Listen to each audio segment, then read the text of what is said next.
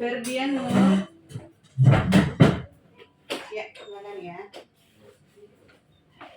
Makan duduk ya, Mbak ya, duduk sebelah sana. Oh, adik. Ponakan enggak? Oh, yang pertama lagi. Oh, barengan. Silakan duduk ya, Mbak ya, geser aja. Ya, perkenalkan ya, nama saya Bidan Ainun yang berjaga di Poli Jatim hari ini ya. Jadi rencana mau menikah ya. Jadi kalau di puskesmas pemeriksaan capim, nanti ada pemeriksaan kesehatan reproduksi. Nanti ada yang dijelaskan tentang kesehatan reproduksi ya. Rencana nikahnya tanggal berapa? Allah tanggal 25. Tanggal 25. 25 bulan ini. Oh, dalam berapa hari lagi? Sebelumnya pernah dengar nggak tentang kesehatan reproduksi? Nggak pernah. Paham, nanti saya jelasin ya. Jadi kesehatan reproduksi itu sekitar semua tentang pernikahan. Jadi tentang pernikahan sendiri biar saya jelaskan ya. Pernikahan itu adalah ikatan lahir batin antara seorang pria dan wanita sebagai suami istri yang tujuannya membentuk keluarga dan rumah tangga yang bahagia dan kekal berdasarkan ketuhanan yang Maha Esa. Jadi bukan cuma sekedar bucin-bucinan saat ini terus nikah nanti ada permasalahan cerai gitu ya. Jadi pernikahan itu harus benar-benar sesuatu yang sakral yang harus benar-benar dijaga. Kalau sudah menikah itu dijaga, bukan cuma sekedar nikah sudah gitu ya. Terus persiapan yang perlu disiapkan saat mau menikah itu ada beberapa, misalnya kayak kesehatan fisik nanti diperiksa termasuk laboratorium, tensi apa semua diperiksa, terus kesehatan mental, spiritual dan finansial, keuangan juga ya.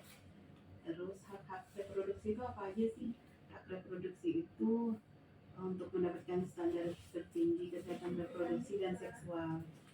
Jadi macam-macam ya. Ada hak untuk membuat keputusan tentang kebebasan bereproduksi yang bebas dari paksaan. Jadi kalau misalnya sudah berkeluarga suami istri nggak boleh berhubungan itu berdasarkan paksaan kayak orang diperkosa gitu ya, nggak boleh ya.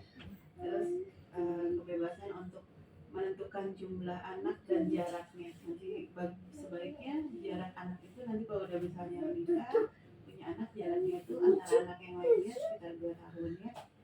Terus hak mendapat kepuasan dan keamanan berhubungan seksual ya. Jadi ini seperti ini ya, sedikit tentang ini organ reproduksi wanita.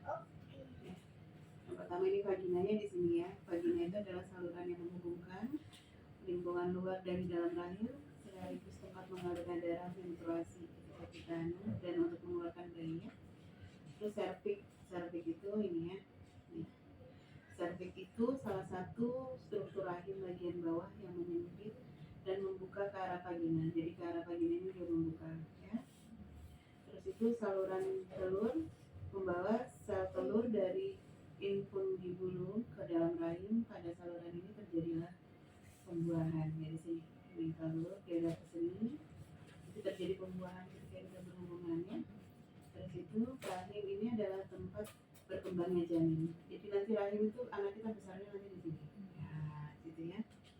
Nah, terus ini untuk laki-laki. Di laki-laki ini ada penis ya.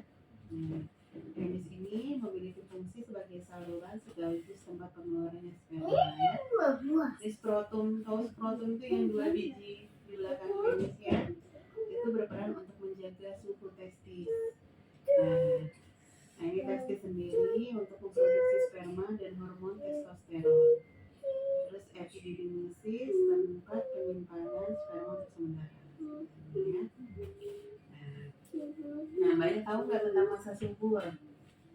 Kalau mau punya anak tuh, jadi diatur. Jadi masa subur itu terjadi 12 sampai 16 hari sebelum masa haid yang akan datang. Jadi dengan kata lain, rata-rata mengalami masa subur biasanya biasanya dari hari ke-10 sampai hari ke-17 kita ambil rentangnya. Misalnya kita mau haid hari pertama tanggal 1 kan, berarti masa suburnya kira-kira tanggal berapa? Rentangnya dia 10 sampai 17, berarti tanggal 11. Jadi tanggal 11 sampai tanggal 18 itu masa suburnya Mbak. Ya.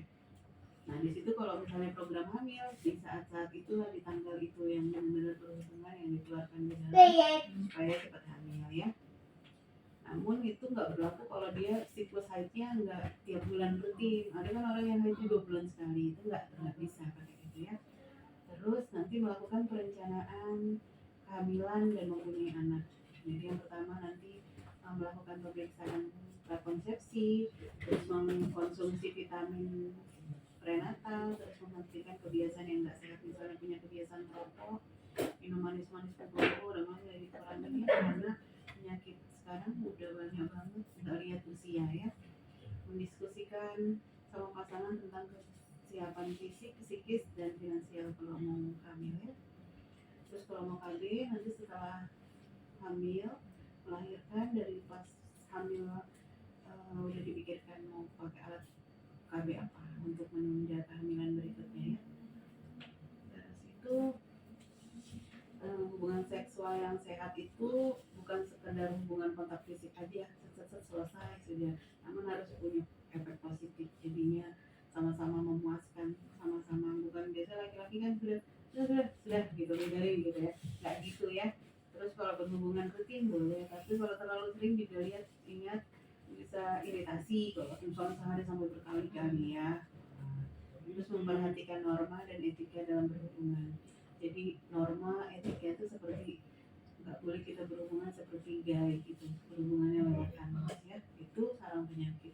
Kebanyakan orang yang kena HIV itu penyakit kelamin karena dia biasa tempat kotoran dia pakai untuk berhubungan gitu ya. Terus masalah lainnya dalam pernikahan misalnya berbeda pendapat antara orang tua mertua gitu nanti. Bayang umur dua udah di atas 20 ya. Terus biasanya masalah itu masalah keluarga, masalah keuangan, terus kurangnya percaya dan rasa hormat sama pasangan itu juga mempengaruhi ya. Terus perbedaan pola asuh anak. Jadi karena kita biasa dulu diasuh sama orang tua, oh peraturannya gini, si suami beda. Aku dulu gini ya. Jadi karena kita juga masih muda, boleh browsing gimana sih cara pola asuh anak yang benar gitu ya. Terus itu kekerasan dalam rumah tangga, jadi nggak boleh ada kekerasan baik laki-laki memukul, jambak, tendang itu termasuk kekerasan ya. Jadi nggak boleh kasar sama istri. Tapi juga sekarang banyak perempuan yang kasar ya, ada yang suka mukul-mukul, jambak-jambak ya, nggak boleh ya. Terus ada juga yang masalah yang kalau belum punya anak biasanya mertua, kapan nih kamu punya anak, tuh jadi masalah juga. Terus intervensi mertua, biasanya mertuanya tukang ngatur, itu ada. Jadi menyikapinya jangan jadi musuhnya mertua ya, jadi harus ambil hatinya, karena orang tua psikisnya itu sensitif, itu juga marah, suka ngompor-ngomporin anaknya. Jadi kalau bisa dikomunikasikan ya.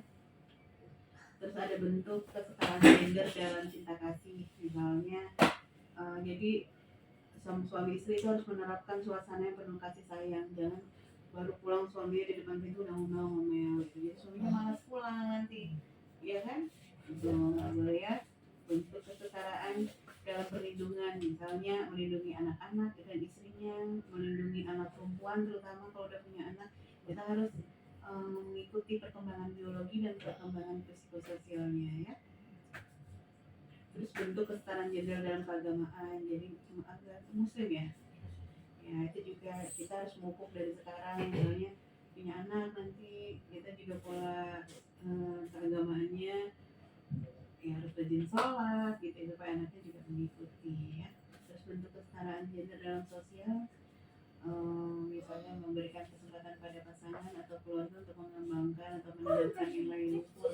Jadi misalnya contohnya aja, misalnya kita lagi jalan ada orang tua, kita ngajarin ke anak-anak itu jalannya nunduk, bilang permisi, itu hal yang kecil tapi memang budaya kita. Kalau di luar negeri kan nggak ada gitu-gitu ya.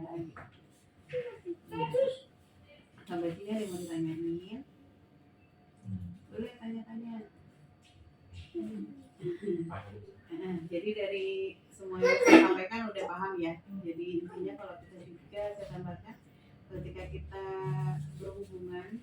suami istri. Ketika istri haid nggak boleh dimaksa berhubungan ya. Jadi haid itu masa kita dari 5 hari sampai 7 hari biasanya ya. Itu nggak boleh berhubungan, karena kalau kita berhubungan ibaratnya misalnya ini rahim kita, kalau rahim sebesar ini ya, terus ini darah kotor ngalir ini, darah dari seluruh tubuh haid ya, terus dia tertampung di sini, terus kita berhubungan nih, sifatnya sperma itu kayak langsung mengeringkan gitu, jadi nanti jadi penyumbatan, jadi darahnya nggak bisa keluar, bisa jadi penyakit. Bukan salah satu faktor utama, tapi bisa nyebabin mioma terutama.